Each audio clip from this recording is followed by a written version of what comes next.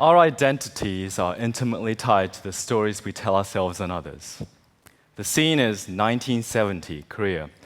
My father is a young and ambitious man. He has a wife and 2 young children, and he has just started working for a Korean government agency which is promoting trade. For his first assignment, he is sent to Rabat, Morocco, in northwest Africa. Now, this is a country he has little knowledge of. He only knows it as the location of Casablanca, the movie. And what's more, he was sent there because he had taken 1 semester of French in college. Later, when I asked him, why Morocco? He said it was to sell fishnets to Moroccan fishermen. Fishnets? Korea had yet to become the country of cutting-edge technology it is known for today. In those days, if you wanted to get a car in those parts, you had to travel to Gibraltar in the south of Spain. So my father went there, and he bought a white Volkswagen Beetle. He was so pleased with himself. Here he was, new family, new job, new assignment, and now even a new car, which was an unimaginable luxury for most Koreans at that time. He wanted to celebrate, so on his way back, he stopped by a restaurant and treated himself to a really nice meal. When he came out, there was a huge dent in the side of his car.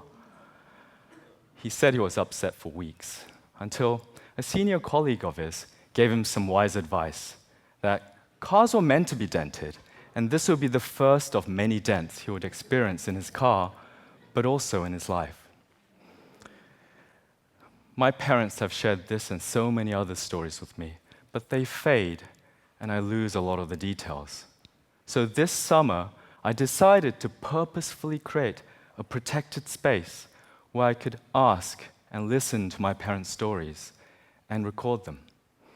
They told me stories about the white VW Bug, but also stories about the Korean War they experienced as children, about the devastation, the hunger, and the misery, and the near-death experiences and the complete loss of their childhood.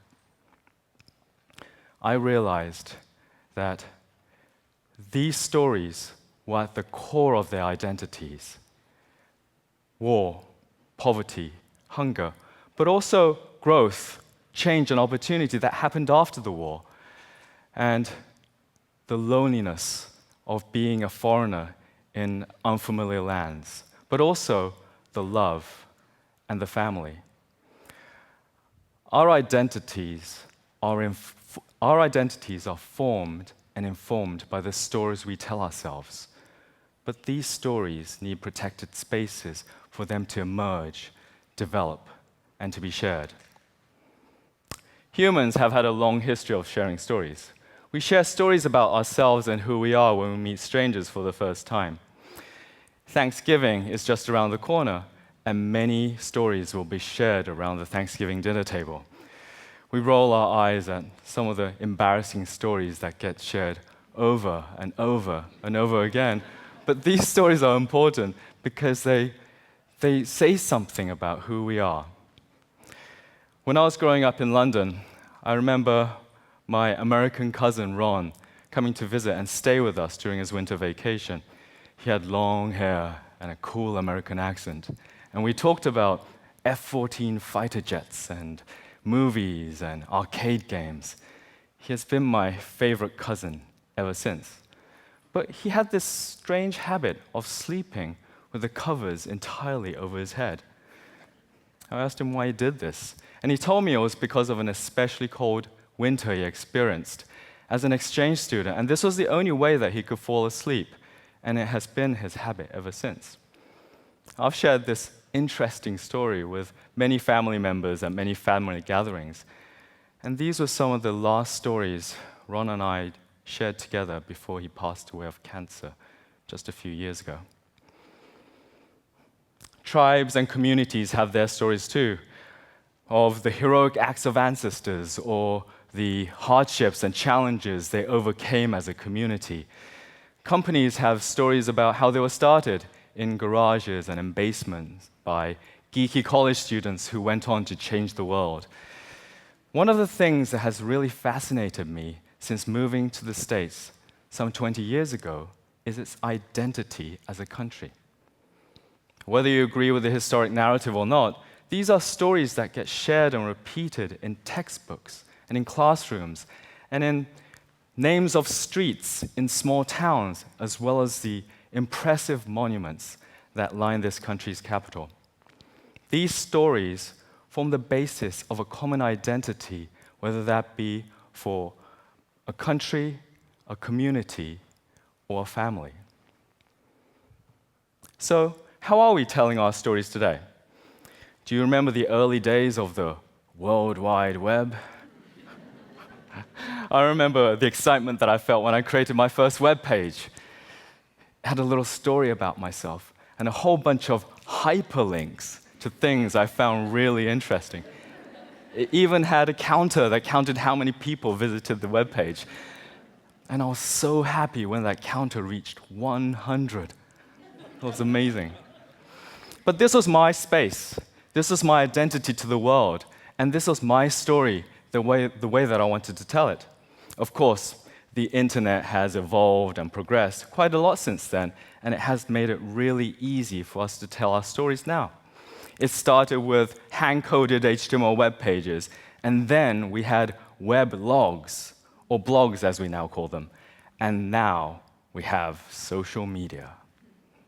We follow each other's feeds, we consume each other's photos, links, and likes. We post pictures of the food we eat, the friends we hang out with, and the places we visit, not just life's precious moments. We have become our feeds, our foods, our friends, and our funny videos.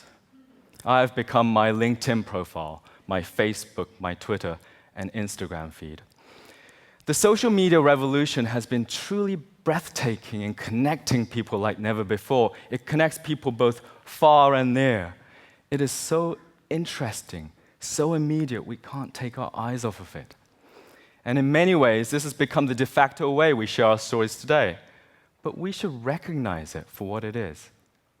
It's a feed that needs constant feeding. And there's a difference between this constant flow and a protected space. And I believe that we sometimes need to step outside the flow, and ask ourselves, what are the stories we're telling ourselves and others? I have a protected space.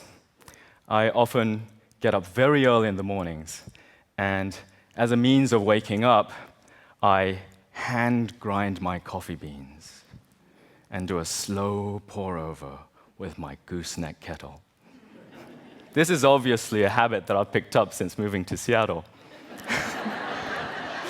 But I find that this is the only time that I have when I'm truly disconnected and alone and allowed to let my thoughts just wander.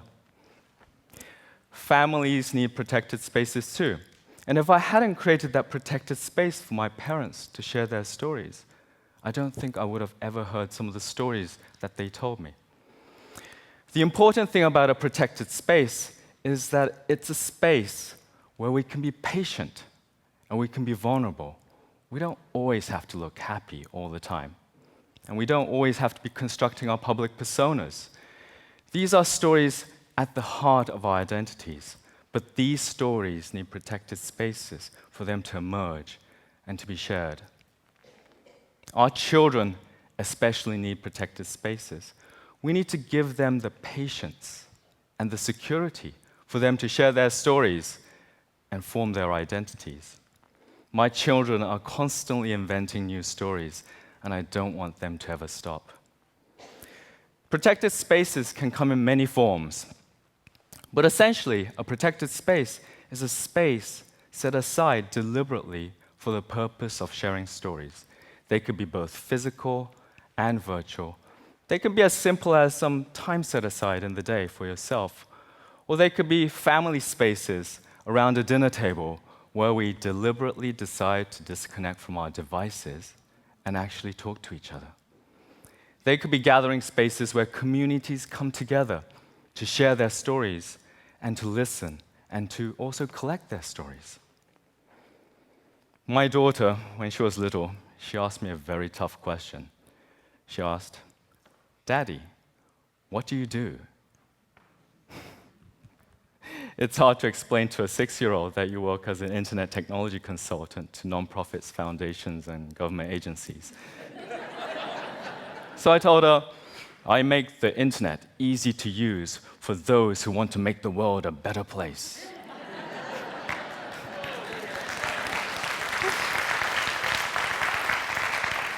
And she says something like, "That's pretty cool, Dad." As I work with internet technologies, I see the huge potential it has in connecting people and the ability for us to form deeper human relationships if we just give it a chance. And I believe that we consciously need to create and protect spaces, both physical and virtual, for ourselves, our families, and our communities, to share stories and form identities, especially in this age of overwhelming flow of information. And it's my hope that we continue to create spaces like this one here today, where we can stop, reflect, and share our stories. Thank you.